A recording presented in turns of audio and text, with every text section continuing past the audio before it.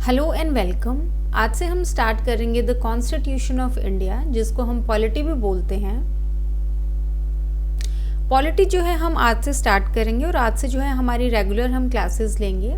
ये जो है आपका लेक्चर 35 to 40 मिनट्स का होगा और क्योंकि इसमें जो है की पॉइंट्स में हम करते हैं, जितना भी हमारे पास मटेरियल होता है तो वो एक्सप्लेन करने में, उसको जॉट डाउन करने में थोड़ा सा टाइम लगता है। तो जो है थोड़ा सा टाइम लग सकता है सब्जेक्ट को कंप्लीट होने में, बट जो आपकी क्लासेस हैं वो रेगुलर होंगी।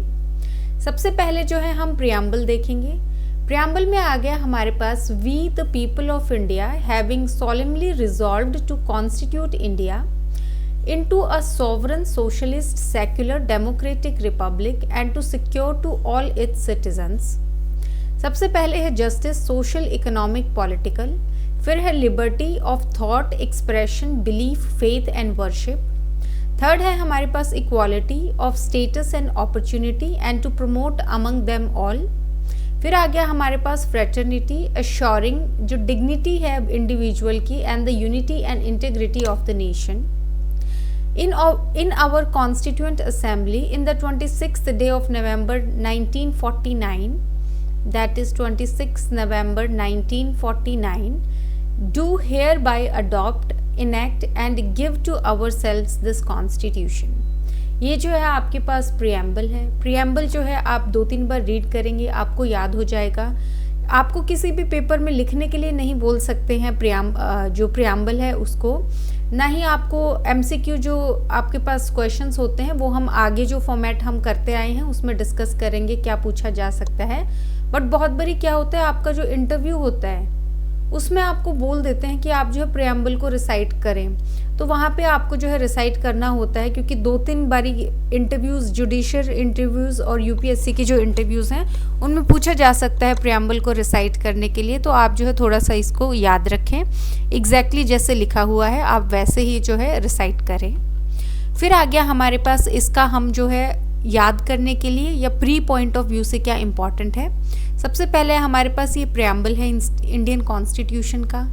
सोर्स क्या है अथॉरिटी का, कॉन्स्टिट्यूशन डिराइव करता है अपनी authority we the people of India से। नेचर क्या है इंडियन स्टेट का, इंडिया जो है एक सॉवरन नेशन है, इंडिपेंडेंट इंटरनल और एक्सटर्नल मैटर्स से। सोशलिस्ट है, एम करता है सोशल और इकोनॉमिक जस्टिस पे। सेक्युलर है, कोई स्टेट रिलीजन नहीं है, इक्वल रिस्पेक्ट है सारे रिलीजन्स को। डेमोक्रेटिक है, गवर्नमेंट इलेक्ट की जाती है पीपल लोगों के द्वारा। रिपब्लिक है, हेड जो है स्टेट का वो इलेक्ट किया जाता है और वो हेरिडिटरी नहीं है। ऑब्जेक्टिव क्या है कॉन्स्टिट्यूशन का, सबसे पहले जस्टिस देना, social justice, equality social conditions में, economic justice, fair distribution wealth का और रिसोर्सेज का, political justice, equal political rights सारे के सारे सिटीजन्स को। तो इस स्लाइड में हमने क्या पढ़ा है हम देख लेते हैं। सबसे पहले हम बताएंगे कि हम क्या डिस्कस कर रहे हैं। हम जो है प्रियम्बल जो है इंडियन कॉन्स्टिट्यूशन का उसको डिस्कस कर रहे हैं। पहला आ गया हमारे पास सोर्स क्या है अथॉरिटी का, तो सोर्स ऑफ अथॉरिटी है हमारे पास we, that is the people of India. उसके बाद आ गया हमारे पास नेचर क्या है इंडियन स्टेट का, नेचर ऑफ इंडियन स्टेट कि कैसा नेचर होगा। ये है हमारे पास 5 वर्ड्स हैं हमारे पास, हम इसको टेबुलर फॉर्म में कर लेते हैं। इसमें आ गया सबसे पहले हमारे पास सॉवरन, फिर आ गया हमारे पास सोशलिस्ट, फिर आ गया हमारे पास सेक्युलर, फिर आ गया डेमोक्रेटिक, फिर आ गया हमारे पास रिपब्लिक। आपका बहुत बड़ी जो सीक्वेंस क्वेश्चन है उसमें भी पूछा जाता है sovereign, social, socialist, democratic, Republic. आपका ऐसे भी पूछा जा सकता है, सोवरन लिखा है, सोशलिस्ट सेक्युलर को जो है स्किप कर दिया है, डेमोक्रेटिक रिपब्लिक लिख दिया है। नीचे आपको 4 ऑप्शंस दे सकते हैं कि सोशलिस्ट सेक्युलर होगा, सेक्युलर सोशलिस्ट होगा, ऐसे करके जो है आपको कंफ्यूज कर सकते हैं। तो आपको सीक्वेंस भी याद रखना है। सबसे पहले सॉवरन है, फिर है सोशलिस्ट हमारे पास, फिर है सेक्युलर हमारे पास, फिर डेमोक्रेटिक है, फिर रिपब्लिक है। अब इनका मीनिंग देख लेते हैं हम, इनका क्या क्या मतलब होता है। सॉवरन का मतलब होता है ये इंडिपेंडेंट है किसी भी इंटरनल और एक्सटर्नल मैटर से, मतलब अपने फैसले खुद ले सकता है, सॉवरन है। सोशलिस्ट का क्या मतलब होता है? सोशलिस्ट का मतलब है ये एम करता है सोशल और इकोनॉमिक जस्टिस पे। तीसरा आ गया इसमें हमारे पास सेक्युलर। सेक्युलर का मतलब होता है कि कोई स्टेट रिलीजन नहीं है जो इक्वल रिस्पेक्ट देता है सारे रिलीजन्स को। डेमोक्रेटिक क्या है? डेमोक्रेटिक में आ गया हमारे पास यहाँ पे जो गवर्नमेंट है वो इलेक्ट की जाती है लोगों के द्वारा। रिपब्लिक का क्या मतलब है कि जो हेड है हमारे स्टेट का वो जो है इलेक्टेड है, वो हेरिडिटरी नहीं है। जैसे मोनार्क होते हैं, राजा महाराजा, उनका बेटा राजा होता है, ऐसे नहीं है। हमारे पास रिपब्लिक में इलेक्टेड हेड है हमारे पास। फिर आता है थर्ड पॉइंट हमारे पास। थर्ड पॉइंट में आ गया ऑब्जेक्टिव क्या है हमारे पास कॉन्स्टिट्यूशन का, किस लिए कॉन्स्टिट्यूशन बनाया गया है। पहला है हमारे पास जस्टिस पॉइंट इस स्लाइड में, बाकी हम नेक्स्ट स्लाइड में करेंगे। जस्टिस तीन तरीके की होती है, इसको हम सेप जो है शॉर्ट फॉर्म से याद रखते हैं। इसमें आ गया हमारे पास सोशल जस्टिस, फिर आ गया हमारे पास इकोनॉमिक जस्टिस, फिर आ गया हमारे पास पॉलिटिकल जस्टिस। सोशल जस्टिस आ गया हमारे पास इक्वालिटी होनी चाहिए सोशल कंडीशंस में। इकोनॉमिक आ गया, इसमें फेयर जो है डिस्ट्रीब्यूशन होना चाहिए यहाँ पे वेल्थ एंड रिसोर्सेज का। थर्ड आ गया पॉलिटिकल। पॉलिटिकल में आ गया हमारे पास इक्वल जो है पॉलिटिकल राइट्स होने चाहिए टू ऑल सिटीजन्स। तो ये हमारे पास इस स्लाइड में डिस्कस किया गया है। एक बार हम रिवाइज कर लेते हैं। हम इस स्लाइड में बात कर रहे हैं प्रियम्बल की। सोर्स क्या है अथॉरिटी का? We the people of India. जो यहाँ पे अथॉरिटी होती है वो वी मतलब हम लोग जो पीपल हैं इंडिया के, वहाँ से आती है। नेचर क्या है इंडियन स्टेट का? 5 हमारे पास कीवर्ड्स हैं, sovereign, socialist, secular, democratic, Republic. Sequence में आपको याद रखने हैं। सॉवरन का मतलब है इंडिपेंडेंट इंटरनल और एक्सटर्नल मैटर्स में। सोशलिस्ट आ गया हमारे पास। सोशलिस्ट है ये एम करता है सोशल और इकोनॉमिक जस्टिस पे। सेक्युलर का काम क्या मतलब है? यहाँ पे कोई भी स्टेट का कोई रिलीजन नहीं है, इक्वल रिस्पेक्ट दी जाएगी सारे रिलीजन्स को। डेमोक्रेटिक का क्या मतलब है? गवर्नमेंट जो इलेक्ट की जाती है लोगों के द्वारा।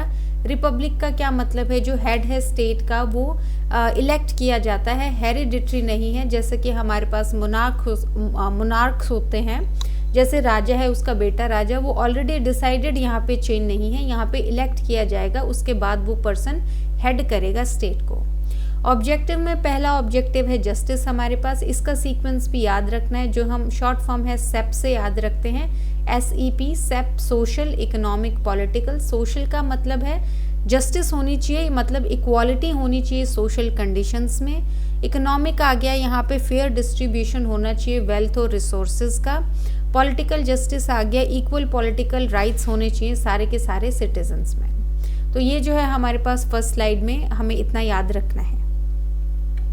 फिर आ गया हमारे पास second objective, that is liberty. Freedom होनी चाहिए थॉट की, एक्सप्रेशन की, बिलीफ की, फेथ और वर्शिप की। इक्वालिटी, इक्वालिटी होगी स्टेटस की, इक्वालिटी होगी अपॉर्चुनिटी की हर एक सिटीजन के लिए। फिर आ गया फ्रेटर्निटी, प्रमोट करता है ब्रदरहुड अमंग सिटीजन्स, इंश्योर करता है डिग्निटी इंडिविजुअल की, मेंटेन करता है यूनिटी और इंटीग्रिटी नेशन की। अडॉप्शन क्या है? कॉन्स्टिट्यूशन का अडॉप्ट किया गया है कॉन्स्टिट्यूएंट असेंबली के द्वारा। डेट ऑफ अडॉप्शन है हमारे पास 26 नवंबर 1949। तो इस स्लाइड में जो है हमने ऑब्जेक्टिव जो है हमारा जो पिछला था हमारे पास जस्टिस, उसको कंटिन्यू किया है। सेकंड पॉइंट है हमारे पास लिबर्टी। क्या ऑब्जेक्टिव है प्रियम्बल का कि वो लिबर्टी देना चाहता है। किस चीज़ की लिबर्टी? यहाँ पे लिबर्टी होगी हमारे पास, फ्रीडम होगी थॉट की, एक्सप्रेशन की, आपका जो भी बिलीफ है उसकी, फिर आ गया आपका फेथ एंड वर्शिप की। इन सब चीज़ों की जो है आपको फ्रीडम मिलेगी कॉन्स्टिट्यूशन के अंडर।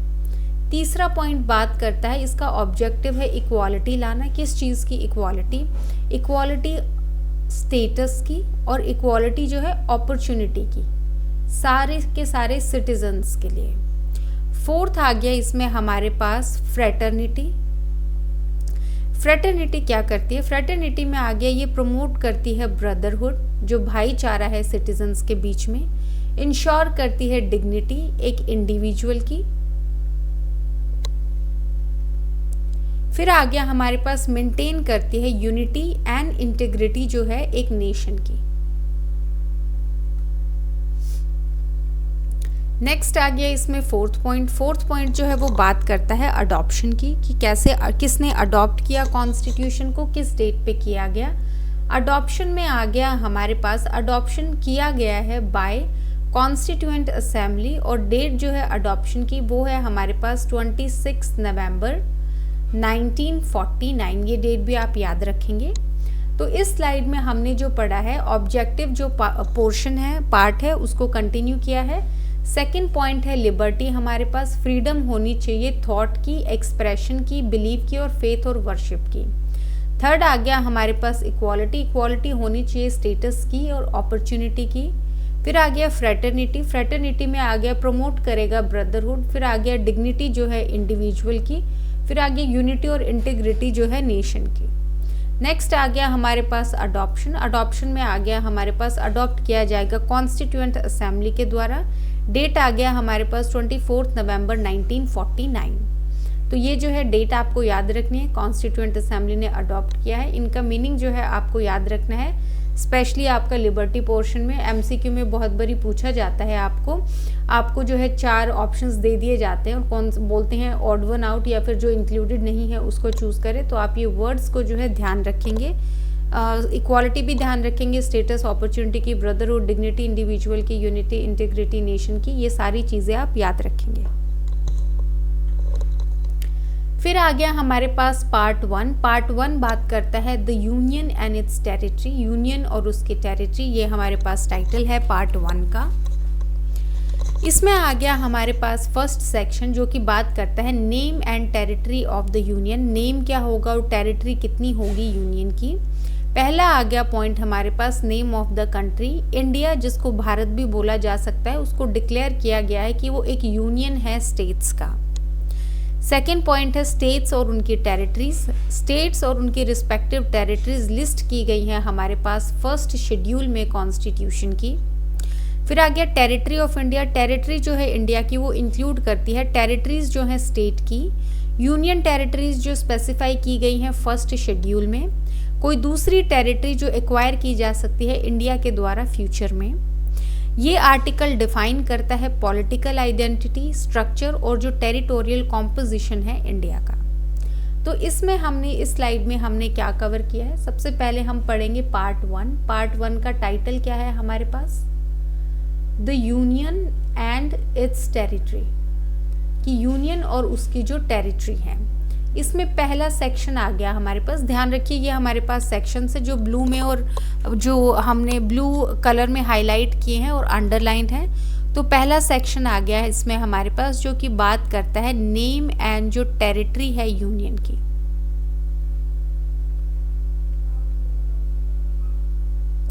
फर्स्ट सेक्शन है ये हमारे पास, इसका पहला पॉइंट है हमारे पास नेम क्या होगा कंट्री का। नेम में आ गया हमारे पास इंडिया होगा, इसको हम भारत भी बोल सकते हैं, ऑल्सो कॉल्ड भारत। इसको डिक्लेयर किया गया है कि ये हमारे पास यूनियन है स्टेट्स का, जैसे बहुत सारे हमारे पास स्टेट्स हैं उनका एक यूनियन जो है इसको हम इंडिया बोलेंगे या भारत बोलेंगे। सेकेंड आ गया इसमें हमारे पास स्टेट और उनकी टेरिटरीज,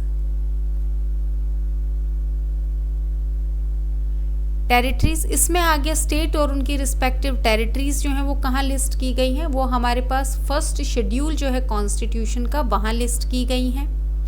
थर्ड पॉइंट आ गया इसमें हमारे पास टेरिटरी ऑफ इंडिया, ये इस जो एक्सप्रेशन है हमारे पास टेरिटरी ऑफ इंडिया ये क्या इंक्लूड करता है, ये हमारे पास इंक्लूड करता है जो टेरिटरीज हैं स्टेट की। फिर आ गया जो यूनियन टेरिटरीज हैं जो स्पेसिफाइड हैं हमारे पास फर्स्ट शेड्यूल में।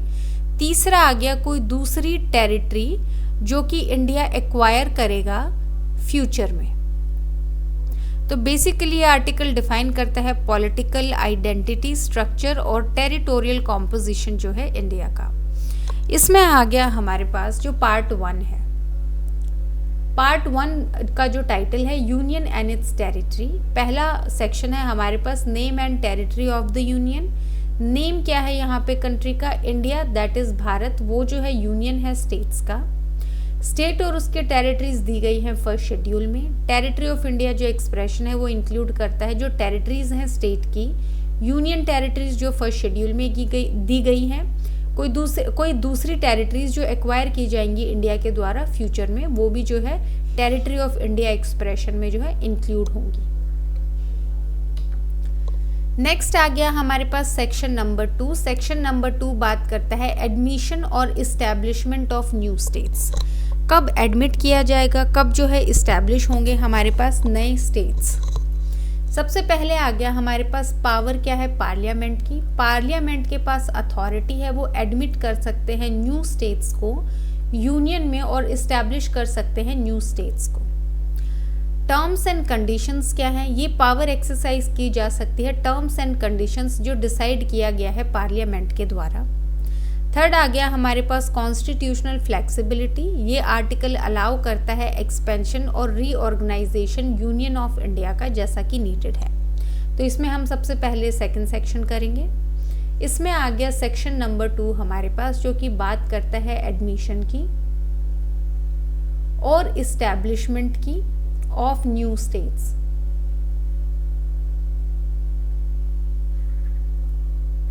इसमें आ गया हमारे पास पहला पॉइंट कि क्या पावर है पार्लियामेंट की। पावर किसकी है, यहाँ पे पार्लियामेंट के पास जो है पावर है कि वो एडमिट कर सकती है न्यू स्टेट्स को इनटू द यूनियन या फिर इस्टेब्लिश कर सकती है न्यू स्टेट्स को। सेकेंड आगे इसमें हमारे पास टर्म्स एंड कंडीशंस क्या होंगी। टर्म्स एंड कंडीशन ये डिसाइड की जाएंगी पार्लियामेंट के द्वारा। तीसरा है हमारे पास कॉन्स्टिट्यूशनल फ्लेक्सिबिलिटी।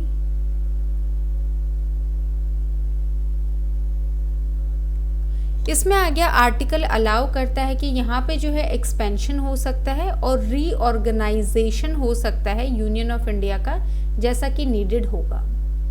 तो इस सेक्शन में हमने बेसिकली क्या किया है, सेक्शन नंबर 2 में हमने बात किया है एडमिशन या फिर इस्टेब्लिशमेंट किसी भी नए स्टेट का। पहला है किसके पास पावर है, पार्लियामेंट के पास पावर है कि वो एडमिट कर सकती है किसी नए स्टेट को यूनियन में या फिर इस्टेब्लिश कर सकती है नए स्टेट को। टर्म्स एंड कंडीशन डिसाइड की जाएंगी पार्लियामेंट के द्वारा। कॉन्स्टिट्यूशनल फ्लेक्सिबिलिटी, एक्सपेंशन या रीऑर्गेनाइजेशन जो है यूनियन ऑफ इंडिया का जैसा कि ज़रूरत है।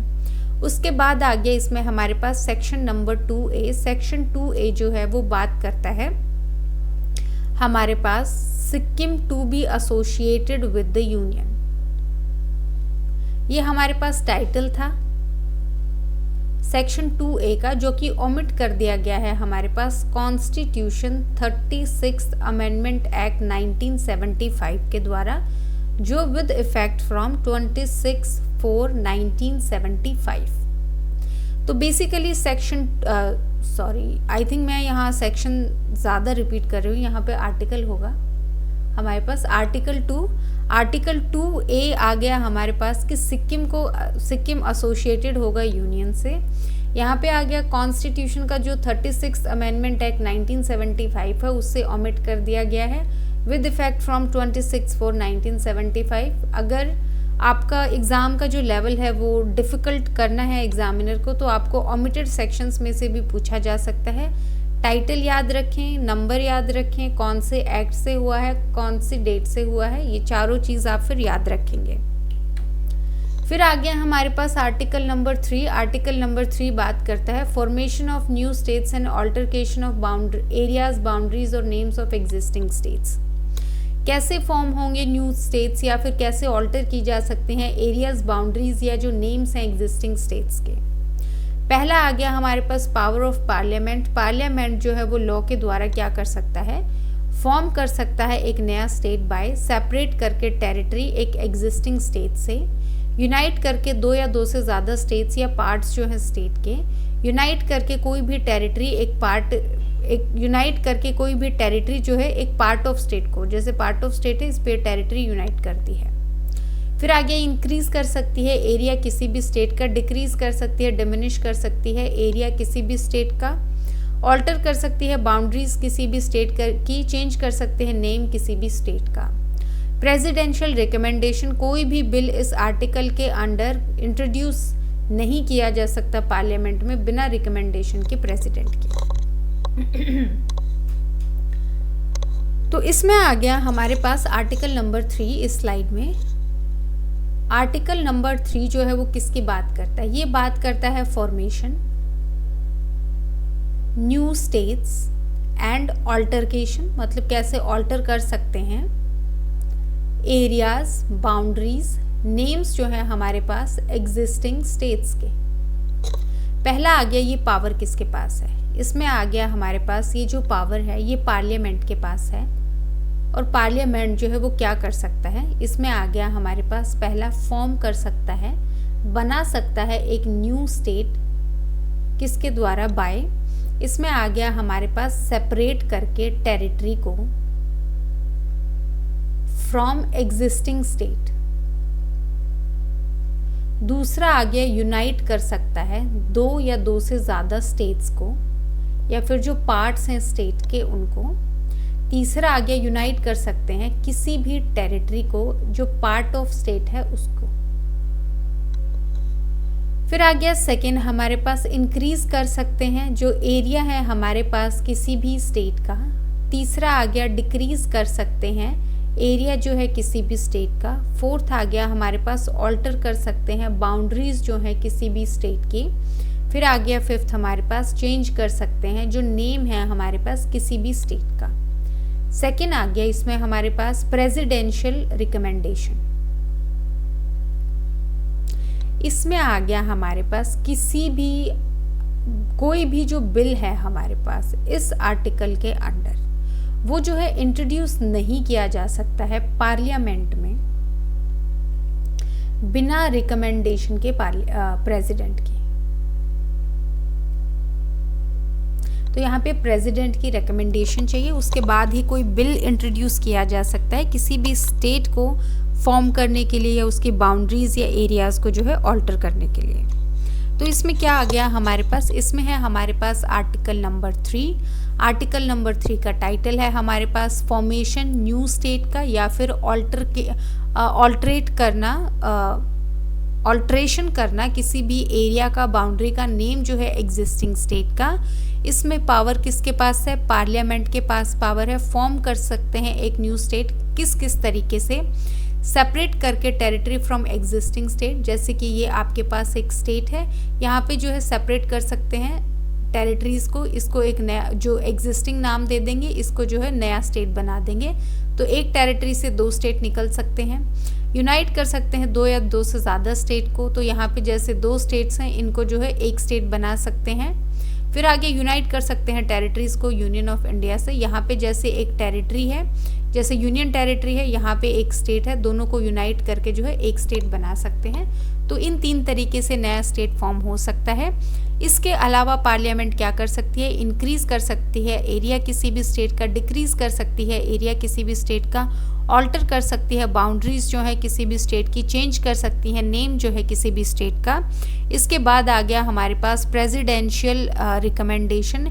कोई भी बिल इंट्रोड्यूस नहीं किया जा सकता पार्लियामेंट में बिना रिकमेंडेशन के प्रेसिडेंट की। फिर आ गया इसमें हमारे पास रोल ऑफ स्टेट लेजिस्लेचर। अब रोल क्या है हमारे पास स्टेट लेजिस्लेचर का? अगर एक बिल अफेक्ट करता है एरिया को, बाउंड्री को, नेम को स्टेट की, प्रेसिडेंट रेफर करेगा उसको स्टेट लेजिस्लेचर को जो कंसर्न्ड है उसका जो है व्यू सीक करने के लिए, उसका ओपिनियन लेने के लिए। स्टेट लेजिस्लेचर का ओपिनियन बाइंडिंग नहीं है लेकिन ऑब्टेन किया जाता है, लेकिन वो ऑब्टेन किया जाना चाहिए एक स्पेसिफाइड टाइम में। फिर आ गया इंक्लूजन ऑफ यूनियन टेरिटरीज। जो क्लोजेज हैं हमारे पास A टू क्लोज E, जो टर्म स्टेट है वो इंक्लूड करेगी यूनियन टेरिटरी को। हाउ एवर प्रोवाइजो में जो स्टेट है वो इंक्लूड नहीं करेगी यूनियन टेरिटरी को। ओके। फिर आ गया स्कोप क्या है हमारे पास पार्लियामेंट पावर का? पार्लियामेंट फॉर्म कर सकती है न्यू स्टेट या यूनियन टेरिटरीज कंबाइन करके, जो पार्ट्स हैं हमारे पास स्टेट के, यूनियन टेरिटरीज के, या फिर दोनों के, जो अभी हमने रिसेंटली किया था। तो इस स्लाइड में हमें क्या बताया गया है, तीसरा पॉइंट आ गया इसमें हमारे पास रोल क्या होगा स्टेट लेजिस्लेचर का। तो रोल क्या है हमारे पास यहाँ पे स्टेट लेजिस्लेचर का। इसमें आ गया हमारे पास अगर एक बिल अफेक्ट करता है एरियाज को, बाउंड्रीज को, या फिर नेम जो है किसी भी स्टेट का, यहाँ पे जो प्रेसिडेंट है वो रेफर करेगा उसको स्टेट लेजिस्लेचर को उसके ओपिनियन के लिए। यहाँ पे जो ओपिनियन है यहाँ पे स्टेट लेजिस्लेचर का वो बाइंडिंग नहीं होगा, मतलब जो उसने ओपिनियन दे दिया ज़रूरी नहीं है उसी के हिसाब से चीज़ें होंगी, लेकिन ये जो है ऑब्टेन किया जाना ज़रूरी है एक स्पेसिफाइड टाइम में। फिर आ गया हमारे पास फोर्थ पॉइंट बात करता है इंक्लूजन ऑफ यूनियन टेरिटरी की। इंक्लूजन ऑफ यूनियन टेरिटरी, इसमें हमारे पास जो क्लोज दिए गए हैं A to E, वहाँ पे जो स्टेट टर्म है वो इंक्लूड करेगा यूनियन टेरिटरीज, बट इनका जो प्रोवाइजो होंगे उनमें जो स्टेट है वो इंक्लूड नहीं करेगा यूनियन टेरिटरी को। फिर आगे ये इंटरप्रिटेशन था थोड़ा सा इस आर्टिकल का। फिर आ गया फिफ्थ हमारे पास यहाँ पे स्कोप क्या होगा पार्लियामेंट्री पावर का। यहाँ पे जो एक्सक्यूज मी, यहाँ पे जो पार्लियामेंट है हमारे पास वो फॉर्म कर सकती है एक न्यू स्टेट को या फिर यूनियन टेरिटरी को कंबाइन करके स्टेट, यूनियन टेरिटरी या फिर स्टेट प्लस यूनियन टेरिटरी, मतलब इन तीनों का कॉम्बिनेशन बना के वो एक स्टेट बना सकती है।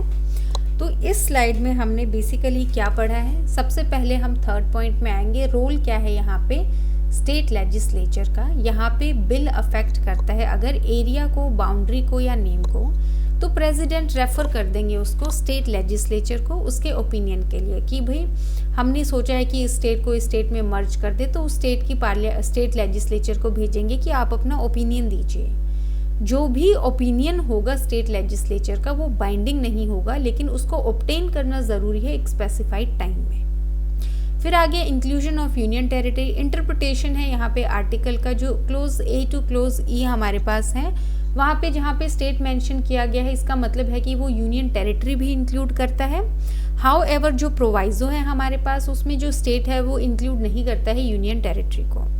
फिर आ गया स्कोप क्या है हमारे पास यहाँ पे आ गया पार्लियामेंट जो है वो फॉर्म करेगा न्यू स्टेट या फिर यूनियन टेरिटरी, कंबाइन करके जो पार्ट्स हैं हमारे पास यूनियन के, स्टेट के, यूनियन टेरिटरी के या फिर दोनों के, तो बेसिकली इन तीनों के कॉम्बिनेशन से नया स्टेट बनेगा।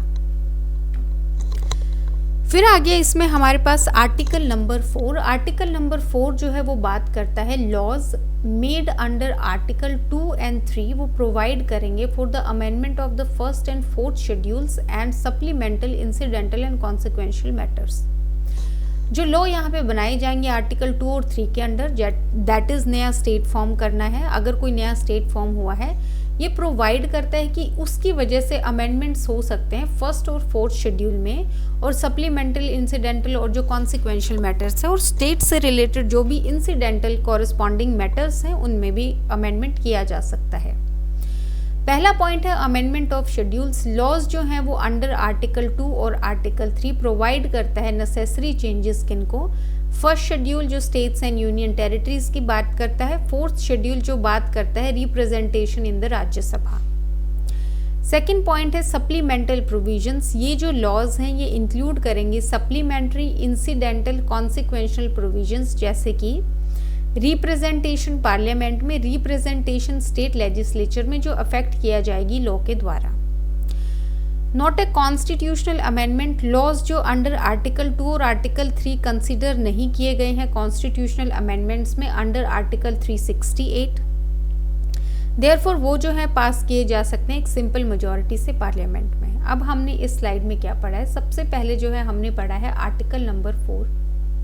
आर्टिकल 4 जो है वो बात करता है कि जो भी लॉज बनाए गए हैं हमारे पास आर्टिकल 2 and 3 में वो प्रोवाइड करेंगे, ये आर्टिकल प्रोवाइड करता है अमेंडमेंट्स उसकी वजह से फर्स्ट एंड फोर्थ शेड्यूल में, और जो भी यहाँ पे सप्लीमेंटल, इंसिडेंटल और कॉन्सिक्वेंशियल मैटर्स हैं। अब हम आगे पढ़ेंगे कौन कौन से जो हमारे पास मैटर्स माने गए हैं सप्लीमेंटल वगैरह। फर्स्ट आ गया इसमें हमारे पास अमेंडमेंट जो है शेड्यूल का। इसमें बताया गया है कि आर्टिकल 2 and 3 की वजह से हमारे पास कौन कौन से शेड्यूल में चेंजेस आ सकते हैं। फर्स्ट शेड्यूल में और फोर्थ शेड्यूल में। फर्स्ट शेड्यूल किसकी बात करता है, स्टेट्स एंड यूनियन टेरिटरीज की। फिर आ गया फोर्थ शेड्यूल हमारे पास की रिप्रेजेंटेशन जो है हमारे पास राज्यसभा की। सेकेंड आ गया इसमें हमारे पास सप्लीमेंटल प्रोविजंस।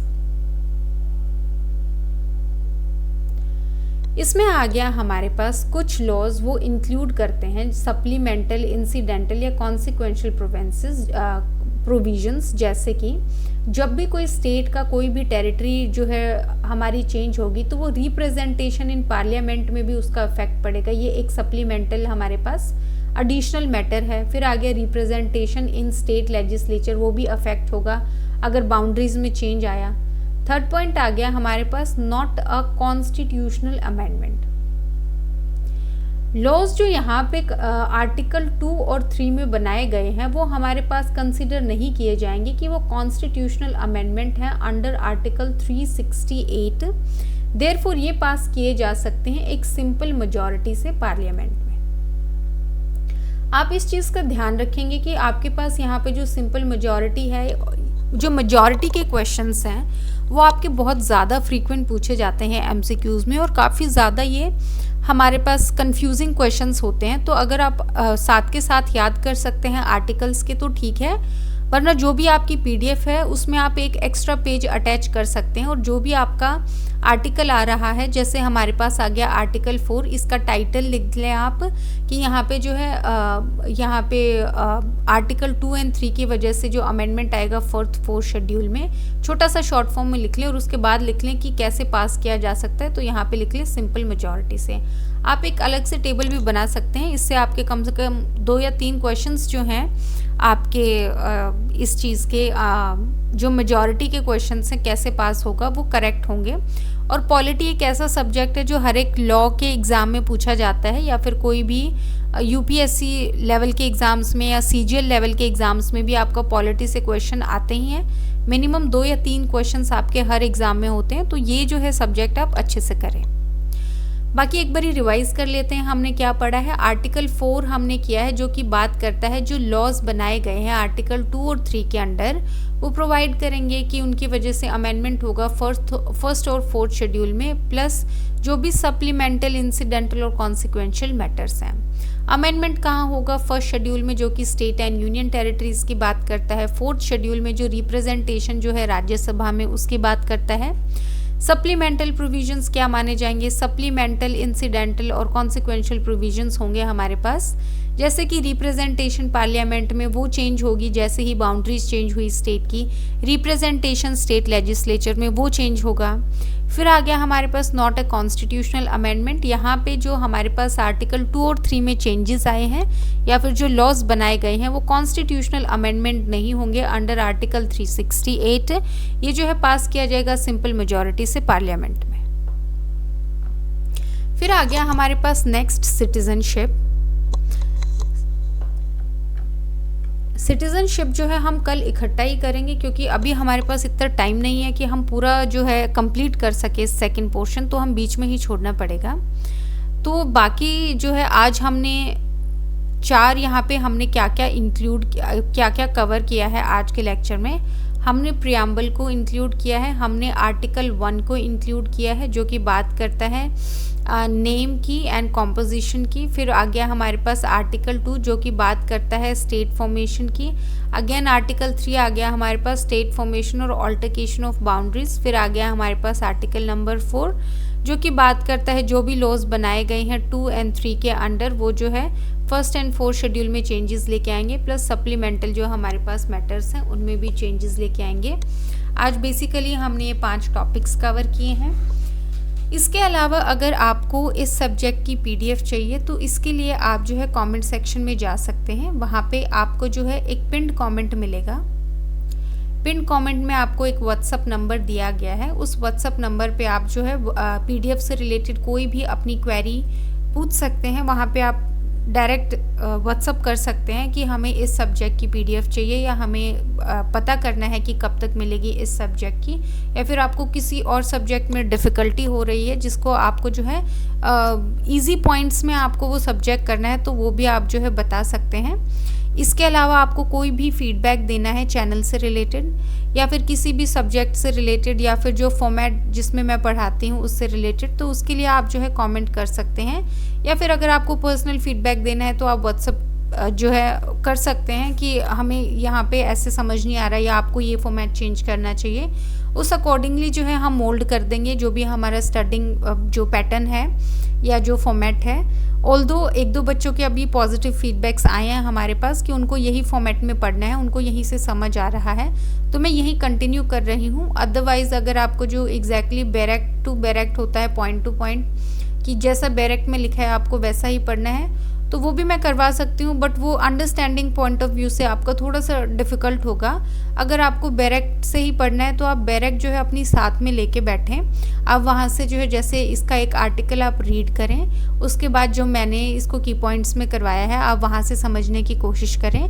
आप अपने नोट्स भी बना सकते हैं, लेकिन अगर आप पीडीएफ लेना चाहें और आपका टाइम बच जाएगा उससे, तो आप जो है पीडीएफ भी ले सकते हैं। इसके अलावा हम मेंस आंसर राइटिंग भी अभी स्टार्ट हमने दोबारा से कर दी है। ये हमने जो है मेंबर्स के लिए की है। अगर आप इंटरेस्टेड हैं मेंस आंसर राइटिंग करने में मेरे साथ, तो आप मेंबरशिप ले सकते हैं। आपकी एक बेसिक मेंबरशिप है, एक एडवांस मेंबरशिप है। बेसिक में आपको वीडियो लेक्चर मिलेंगे, एडवांस में आपको वीडियो लेक्चर्स प्लस पीडीएफ्स मिलेंगी। अगर आप अफोर्ड नहीं कर सकते हैं, दैट इज़ आपकी 119 रुपीज़ की हमारे पास एडवांस है और 59 की आपके पास जो है बेसिक है। लेकिन फिर भी आप नहीं इन्वेस्ट करना चाहते हैं इतना मनी, तो आप एडवांस ना लेके आप बेसिक भी ले सकते हैं। यहाँ से आप जो है अपने हैंड रिटन नोट्स बना सकते हैं, वो आपको याद करने में भी ईजी होगा। अगर फिर भी आप इतना भी नहीं अफोर्ड कर सकते हैं और आपको मेंस आंसर राइटिंग करना है, तो आप जो है 1 टाइम पीडीएफ के लिए भी बोल सकते हैं। आप 1 टाइम इन्वेस्ट कर सकते हैं पीडीएफ पे, उससे जो है आपका टाइम भी बच जाएगा, आपका हमारे जो आपके पैसे आप नहीं लगाना चाहते हैं वो भी आपका सेव हो जाएगा।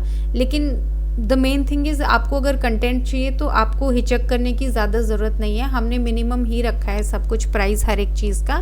तो आपको जिस भी हिसाब से आपके बजट में फ़िट हो रहा है, आप उस हिसाब से जो है चैनल से कुछ भी आपकी जो पीडीएफ रिक्वायरमेंट्स हैं या वीडियो लेक्चर रिक्वायरमेंट है वो आप ले सकते हैं। बाकी जो है आज के लेक्चर में हम इतना ही कवर करेंगे। So thank you.